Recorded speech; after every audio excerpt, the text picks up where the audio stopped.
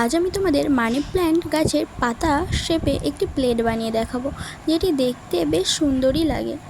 Money plant একটি জনপ্রিয় indoor plant যা বায়ুর প্রতিশোধক এবং সৌভাগ্য সমৃদ্ধি আকর্ষণ করে বলে বিশ্বাস করা যায়।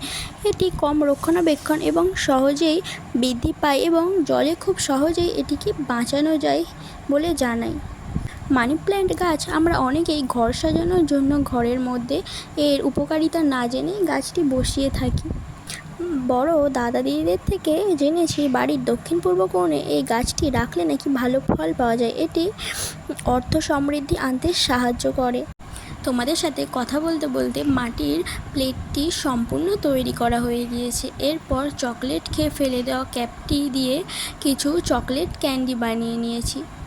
মানি প্ল্যান্টের শেপের প্লেটটি ও চকলেট ক্যান্ডিগুলো ভালোভাবে রোদে শুকিয়ে নেওয়ার পর প্লেটটি ও ক্যান্ডিগুলো আমি একসাথে সাদা রং দিয়ে প্রাইমারে কোট করে নিয়েছি। প্রাইমার করলে কালারটা করলে বেশি বোঝা যায় ও দেখতে সুন্দর লাগে রঙটি। প্রাইমার করার পরে আমি মাটির প্লেটটি আগে কালার করলাম। মাটির প্লেটের উপর ইয়েলো কালার দিয়ে প্রথমে কভার করে নিয়েছি। এরপর সব গ্রিন কালার দিয়েছি একটু হালকা করে। এরপর ব্লু দিয়ে আর গ্রিন কালার দিয়ে একটু শেড দিয়ে নিয়েছি যাতে রিয়েলিস্টিক লাগে অনেকটা। মাটির প্লেটটি প্রথমে কালার করা কমপ্লিট হয়ে গেলে আমি চকলেট ক্যান্ডিগুলো ব্রাউন ও রেড দিয়ে চকলেট ক্যান্ডিগুলো কালার করে নিয়েছি।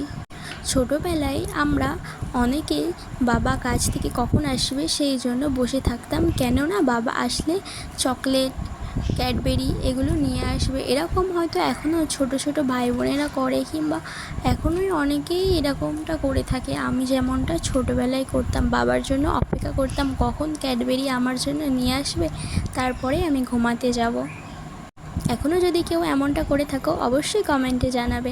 আমার বানানো চকলেট ক্যান্ডিটি সম্পূর্ণ রং করা হয়ে গেলে দেখতে যাতে দোকানের কেনা চকলেটের মতো রিয়েলিস্টিক লাগে, যেন উপরে বাদাম ছড়িয়ে সাজানো আছে দেখতে লাগার জন্য উপরে একটু ইয়েলো দিয়ে সাজিয়ে দিলাম। আমার বানানো মাটির প্লেট সহ চকলেট ক্যান্ডিগুলি তোমাদের কেমন লাগলো অবশ্যই কমেন্টে জানাবেন। এরপর নেক্সট তোমরা কী ভিডিও দেখতে চাও কমেন্টে জানাও।